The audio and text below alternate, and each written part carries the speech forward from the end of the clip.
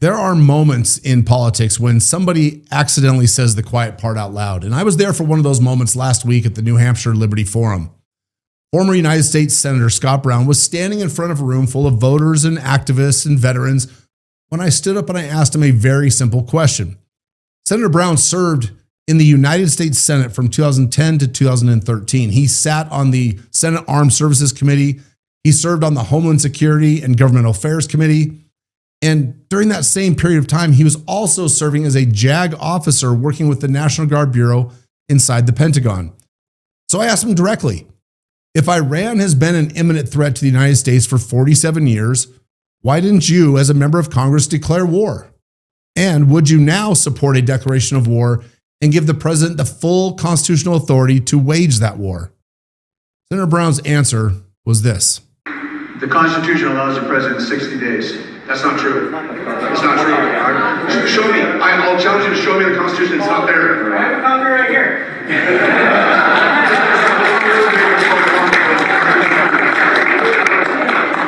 Thanks. If I'm not mistaken, Article 2, Section 2 allows the president to have a 60-day window and then another 30 hours resolution. Thank you. That's what I meant to say, not the Constitution. He said the president has the authority already. He said he has a 60-day window to respond to emergencies, and that authority comes from Article 2, Section 2 of the Constitution. In that moment, it needed correction, and so I asked him to show me. And I went further as I explained that what he was actually referring to wasn't the Constitution at all, but it was the War Powers Resolution that passed Congress in 1973. Folks, that's not the Constitution. That is a law that Congress passed to avoid following the Constitution. And this is not the room that you wanted to walk into and misquote the Constitution.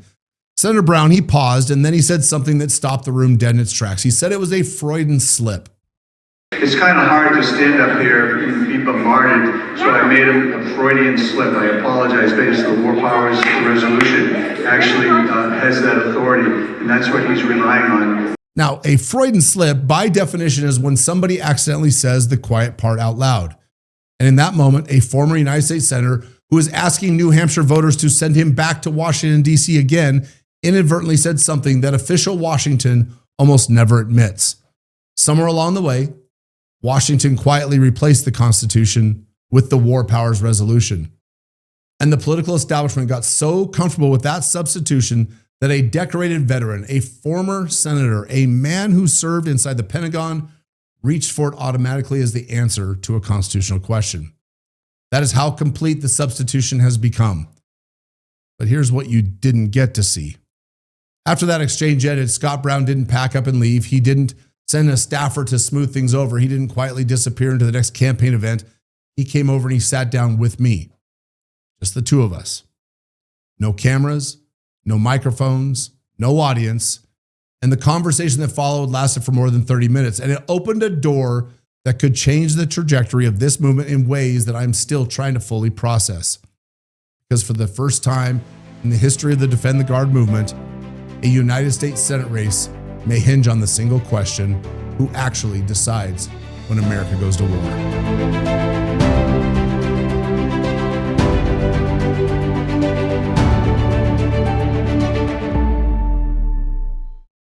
Welcome back to the Bring Our Troops Home podcast. This is the show where we actively work for constitutional war powers and the restoration of the Republic by advocating for Defend the Guard legislation in every state in the country. And if you believe in the work that we are doing, visit us at bringourtroopshome.us or defendtheguard.us and sign the petition.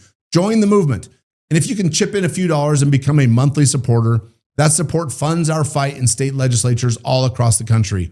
And I want to tell you why that fight is so important and so urgent right now. In the last week, National Guard units from multiple states, including Vermont, Virginia, and New Hampshire, have been activated and removed from state control. They've been transferred into the federal active military service to participate in another undeclared war, this time in Iran. And we're not talking about history. We're not talking about a legal theory. We're watching this happen in real time.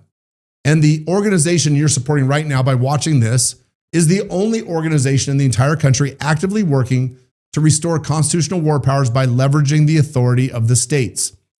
Joining this movement is the most effective way to multiply your voice. So if you can support the mission, Chip in today at defendtheguard.us. Now let's pick up where the opening left off, because the 30-minute conversation that I had with Scott Brown after that exchange is the reason this episode exists. Before I tell you what came out of that private conversation, I want to say something about the man that I had it with, because this episode is not about scoring points off of a single exchange in a crowded room. I'm not here to dunk on Scott Brown for misspeaking or incorrectly citing a constitution or making a minor mistake. Scott Brown showed up to the New Hampshire Liberty Forum. And folks, that's saying something. Because if you know anything about the Liberty Forum, you know that that room is not friendly territory for a conventional Republican candidate. The room is filled with anti-war conservatives, libertarians, veterans, and constitutional hardliners. People have very specific opinions about the founding document, and they're not shy about expressing it. Scott Brown walked into that room anyway. He did it without a political entourage. He did it without any handlers hovering nearby. He did it without a security detail creating distance between him and the crowd. He showed up alone. He worked that room for hours. He talked to attendees and the various Liberty vendors that were there. He talked to the activists. He talked to just average, everyday people, and he answered their questions. He was just another person moving around the building, shaking hands and having real conversations. And half the people there probably didn't even recognize him at first because he just blended in. And in an era of stage-managed, bubble-wrapped, handler-controlled politics, that still has to count for something. And it did. It counted for me, and it counts a lot. Now compare that to his opponent in the Republican primary, John Sununu. He didn't bother showing up at the Liberty Forum. The Sununu name in New Hampshire is like the Bush name in Texas or the Clinton name in Arkansas. Political dynasties that can come to believe that certain offices belong to them by inheritance, that publicly elected office is their birthright. But those seats, folks, those belong to the people. And if you're asking voters to send you to Washington, you should be willing to stand in front of them, take their questions, and earn it. And Scott Brown did just that. John Sununu, he didn't. And the voters in that room, I promise you, they noticed.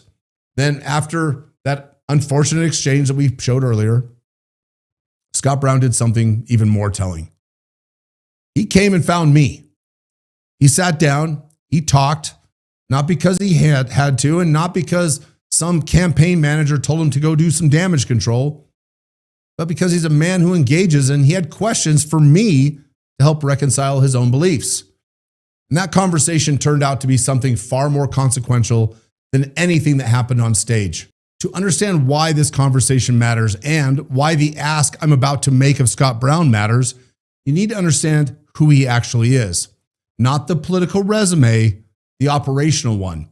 See, Scott Brown served in the United States Senate for 3 years, 2010 to 2013. He sat on the Senate Armed Services Committee, one of the most powerful committees in the federal government with direct oversight responsibility over the armed forces, military policy, and defense appropriations. And he also served on Homeland Security and Governmental Affairs Committee. But here's the part that almost no one talks about. During that same time period, simultaneously, Scott Brown was also serving as a JAG officer working with the National Guard Bureau inside the Pentagon. Let that sink in for just a minute. He wasn't just receiving briefings as a senator. He was not just voting on authorization bills and attending Armed Services Committee hearings. He was also working inside the legal apparatus of the National Guard Bureau. And that means that he saw the guard system from both sides simultaneously. From the congressional side that authorizes structure, appropriates funding, and sets policy, and from the institutional side inside the guard system itself, how it actually operates, how its legal structure functions, how the relationship between the states, the National Guard Bureau, and the Department of War actually works in practice. Kind of dual perspective is almost uniquely rare in American politics. Almost nobody has stood in both places at the same time. And that's exactly why what I'm about to ask Scott Brown is something only he can give. When Scott sat down with me, we didn't spend 30 minutes relitigating the exchange on stage because that was nothing more than an unfortunate gotcha situation. Don't get me wrong. When politicians make constitutional blunders, we're going to enjoy it. We're going to put them on blast. But in this situation, we've had our fun and we're going to move on. Scott and I, we spent 30 minutes talking about the bigger picture. I explained to him something that Washington has been slow to recognize or willfully ignoring. There's a growing wing of the Republican Party that did not have a real foothold 25 years ago. They're the veterans of the global war on terror, constitutional conservatives, America First voters, People who actually fought the wars, people who buried their friends, people who came home and lived with the consequences of decisions made in Washington without a single vote of Congress. This coalition, it's not anti-military. We're not pacifists, but we're also not naive about the world that we live in. If America faces a genuine threat to our people, to our territory, or our national security, we are the ones who will stand up and volunteer to fight. And we'll fight hard, and we'll fight to win. But we believe something very simple, something that the founders also believed in, that if America is going to war, if this country is going to bury its sons and daughters and send its treasure into foreign lands, then Congress must declare it. The people's representatives must own that decision, and the American people, they must give their informed consent through their representatives. That's the system the founders designed, and that's the system every member of the military and Congress swore an oath to. But for the men and women in uniform, we promise to pay for that oath with our own lives. And Congress, they have no such burden. But Congress is supposed to decide whether the nation goes to war. The president commands and executes the war once Congress decides. That's the deal. The reason this coalition exists today is because the last 25 years showed us what happens when the system breaks down. Congress stopped making the decision. Presidents, they just took that authority. And the wars, they never ended. And the people who paid the price were the ones who actually fought. And I told Scott that this coalition is growing, that it's organized, that it's frustrated with where things stand right now, with new undeclared wars beginning even as this episode is being recorded. We were promised something different. We voted for something different. And I told him that the question facing the Republican Party is not left versus right. It's this. If the Republican Party is going to remain the party of endless and undeclared wars, or is it going to become the party that restores constitutional war powers? The conversation led us directly to the single most important thing that I could ask Scott Brown to do. For years, opponents of the Defend the Guard legislation have relied on a single weapon to stop this bill in statehouses across the country. It has not been the federal law. It has not been Supreme Court precedent. It has not been any constitutional argument whatsoever. It's been fear. Fear of federal retaliation, fear of federal funding cuts, fear that if a state legislature stands up and says our National Guard will not be released into federal service for the purpose of fighting an undeclared war, that Washington will punish that state. Legislators hear it every time a Defend the Guard bill gets a hearing. Pass this bill and you'll lose your funding. You're going to lose your equipment. You're going to cripple your National Guard. You're going to hurt your readiness. And Washington will come after you. That threat has been repeated so many times in so many state houses by so many institutional voices that a lot of legislators have simply accepted it as fact. And you can understand why. Most state legislators, they're not experts in federal military budgeting. They're not experts in Title X authorities. They're not experts in Title 32 funding structures. They are not experts in Guard appropriations, mobilization law, or the legal relationship between the states, the National Guard Bureau, and the Department of War. So when someone in a uniform or a fancy DC suit waives the threat of federal funding loss, it sounds catastrophic. And without the institutional backing to call that bluff, legislators back down. That threat has been the dragon guarding the door of this legislation for a decade. But here's the truth about that dragon. Military funding does not move through a single switch in Washington, D.C. It moves through layers. The Pentagon's multi-year budget and planning cycle, the NDAA authorization process, the Armed Services Committee in both the House and the Senate, the Appropriations Committee in the House and the Senate, and the constitutional power of the purse that belongs exclusively to Congress. That last point.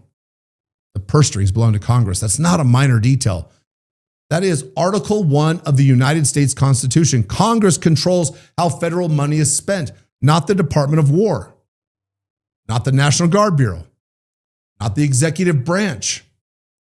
Arizona Congressman Paul Gosar, after entering his support for the Defend the Guard legislation into the congressional record, he answered the federal funding question when he wrote the following. Some opponents contend that passage of this bill would potentially threaten the Arizona National Guard's federal funding. This is incorrect. There is nothing in federal law that would eliminate federal funding if Arizona passes the Defend the Guard Act, nor would Congress pass such legislation. He further added his pledge that under no circumstances would he allow the federal government to defend the National Guard, and that, and I quote, "I know the House of Representatives would not approve such dereliction and nonsense, and the House controls the purse strings, and a free people should not allow themselves to be threatened with their own tax dollars, especially when submission compromises both the safety of our soldiers and the rule of law." National Guard funding flows through federal law, through state authority, and a coordinating body called the Council of Governors that most people have never heard of. It's layered, it's statutory, it's legally constrained at every level. This is not a system the executive branch can simply reach into and rearrange and punish a state for exercising its constitutional authority. And here is the political reality that makes the threat even more hollow. Members of Congress fight constantly to protect funding for Guard units in their home states. They fight for bases, they fight for equipment, they fight for training budgets, they fight for readiness dollars. And they fight for their Guard because those units represent real people, real communities, real emergency response capabilities, real constituents. The idea that a member of Congress would sit quietly while the Pentagon stripped funding from their own state's militia is not just legally questionable, it's politically absurd. No senator, no congressman, Republican, Democrat, Libertarian, Independent is going to allow Washington bureaucrats to financially cripple the Guard units in their own districts. That is not how power works in Washington, D.C. And the people waving this threat around, they know it. The dragon has always been made of paper. The problem is that the people who could say that publicly with the credibility to make it stick have not yet said it. Possibly until now. The Defend the Guard movement has made this argument for years. We have made the constitutional arguments. We've made the statutory argument. We've made the federalism argument. We have produced the legal memos. We have cited Supreme Court precedent. We have walked through the appropriation structure in testimony after testimony after testimony, and we've moved the ball. We have. The states, they're waking up. The coalition, it is growing. The legislation is advancing. But here's what we have not had. We have not had somebody with deep institutional knowledge of how the National Guard system actually works from the inside, from inside the Pentagon, from inside the Armed Services Committee, from inside the legal architecture of the Guard itself. We've had nobody like that stand up and say publicly that the threat is not real. Our voices have been the voices of principled outsiders, veterans, activists, a few state legislators, people arguing from conviction. But what changes the game is an insider, somebody who has sat in both rooms, someone who has seen the budget process from the congressional side and from the institutional side, someone whose credibility on this specific question cannot be dismissed as activism or ideology. And Scott Brown happens to be that person. So here is my ask.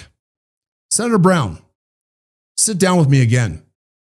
Hear the full case, the complete constitutional argument, the statutory argument, the Supreme Court precedent, the anti-commandeering doctrine, the actual mechanics of how National Guard budgets are developed inside the Pentagon, how Title X authorities interact with Title 32 funding, how mobilization authorities function between the states, the National Guard Bureau, and the Department of War. Hear it all. Evaluate it.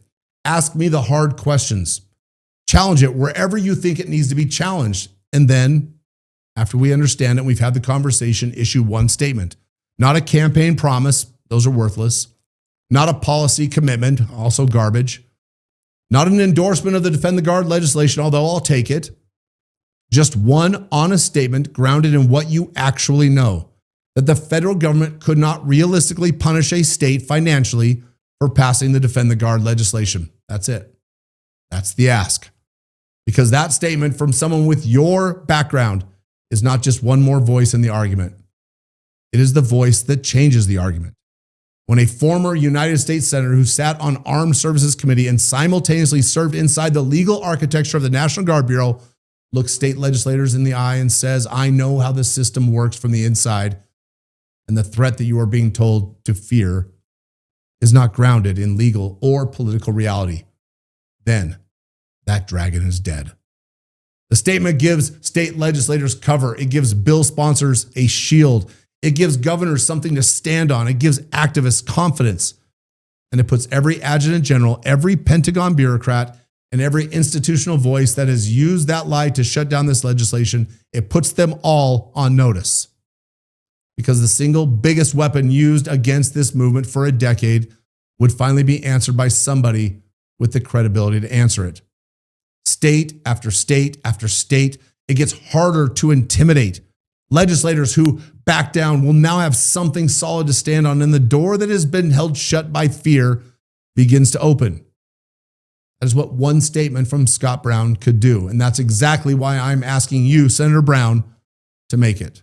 Now let's talk about political reality, because this conversation is happening inside of a United States Senate race, and that's not a coincidence. It's what we call leverage, real leverage. Maybe the first real leverage this movement has ever had in a live federal election. And here's why New Hampshire matters.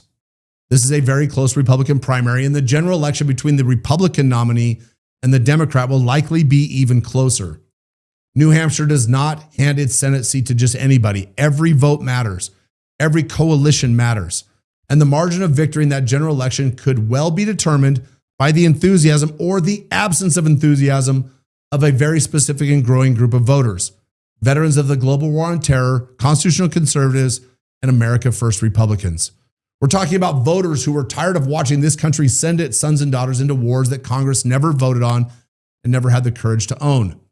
And folks, that coalition is very real. It elected Donald Trump just a year and a half ago. It's organized. It's motivated. And right now it's pissed off because we're watching a new undeclared war begin in real time while Congress stands by and does nothing. And that anger, it's going to show up somewhere in November. The question is whether it shows up for a candidate or against one. And if Scott Brown wins the Republican primary and he gives us the statement that we need, then he walks into the general election with the active goodwill of a movement that is growing every single cycle. He carries into that race an alliance with veterans and constitutionalists and America First voters who don't just vote, they organize, they donate, they persuade their neighbors, and they show up. In a close election, that coalition doesn't just add votes. It decides outcomes. And the outcome of the New Hampshire Senate race is bigger than New Hampshire. The balance of power in the United States Senate runs through New Hampshire. One seat in this state can determine which party controls the chamber. Control of the Senate determines which legislation reaches the president's desk. It determines which nominees get confirmed. It determines whether the president's agenda moves forward or it gets bottled up. The stakes of this single Senate race run directly to the future of this country's foreign policy. Now, what if Scott Brown loses the primary? And I'm not predicting that. I believe he has a real path.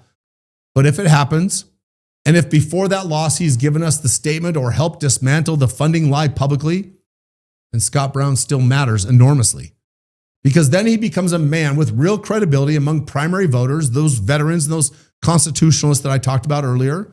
And that's a very meaningful block of support that he can steer and direct in the general election. And if the Republican nominee and the Democrat are indistinguishable on war powers, if neither candidate is willing to draw a line between constitutional war making and what we've been doing for the last 25 years, then defend the guard issue becomes a wedge, a real wedge, a deciding pressure point. And our movement is no longer standing on the outside of the arena asking for table scraps. We're in a position to affect the outcome. I do want to be honest about what this moment represents because I think it is easy to underestimate it, and I don't want to do that. For 25 years, the foreign policy establishment has controlled the terms of this debate. The neoconservatives, the Pentagon bureaucracy, the think tanks, the consultants, the cowardly members of Congress who love to wave flags but refuse to actually vote on war. They controlled the language. They controlled the assumptions. They controlled the process. And they got very comfortable believing that they would never be seriously challenged. But the Republican base has changed. The veterans, they've changed. This country has changed. The appetite for forever war has collapsed. And the appetite for constitutional restoration is growing. Every senator, every presidential campaign, every governor, every state legislator in this country needs to pay attention because the message is becoming very simple. If you want our support, you are going to have to deal with the issue of war powers. If you want our votes, you're going to have to answer the question, who decides when America goes to war? That is no longer a theoretical question. It's a political question. It's a governing question. It's a based question. And if this movement can force that question into a live United States Senate race, then defend the guard is no longer a side issue. It becomes a coalition issue. It becomes a leverage issue. It becomes an issue that shapes who controls the Senate and how the president's agenda moves. And I know that sounds ambitious. It's good. It should. Because the stakes, they're very ambitious. If Congress no longer decides when America goes to war, then we are not functioning as a constitutional republic. If the states cannot interpose before their militias are dragged into undeclared wars, then federalism is a slogan, not a structure. And if veterans who fought these wars cannot force the issue into the center of American politics, then who can? We are going to use every ounce of leverage that we have between now and that primary, and between that primary and the general election to force this question into the center of the fight. Because the lie that has protected undeclared war for a generation is finally vulnerable. And the man who might be willing to say publicly what he knows is sitting in a Republican primary in New Hampshire. Now, if you've listened this far, then you already understand what this movement's about. It's about ensuring that men and women who wear this country's uniform are sent into harm's way only when the people's representatives have made that decision in public, on the record, and they own the consequences. The founders did not make that requirement by accident. They made it because they lived under the alternative. They designed a system to make sure that that never happens here. For a generation, we let that system erode. Not all at once, not with a single dramatic decision, but quietly, precedent by precedent, resolution by resolution, until a former United States Senator could quote the War Powers Act and call it the Constitution without anybody in Washington blinking. That's the problem. And defend the guard is the solution. So here's what I'm asking you to do. Go to bringourtroopshome.us or defendtheguard.us, sign our petition, share this episode, and leave a comment on whatever platform you're watching on. And if you can, chip in. Your support makes this all possible. And I'm very optimistic about where this is going. I'm optimistic about the conversation I had with Scott Brown. I'm optimistic about this coalition, about this movement, and about the American people's capacity to demand that their government follow the document that it was built on. The states are waking up and veterans are speaking out. And for the first time in a generation, the issue of constitutional war powers is moving back into the center of American politics. The Constitution is not optional, and the Republic is worth fighting for. And the people who understand that are finally in a position to make the political establishment deal with it. Thank you for listening, and thank you for being part of this fight. And we'll see you next time on the Bring Our Troops Home podcast.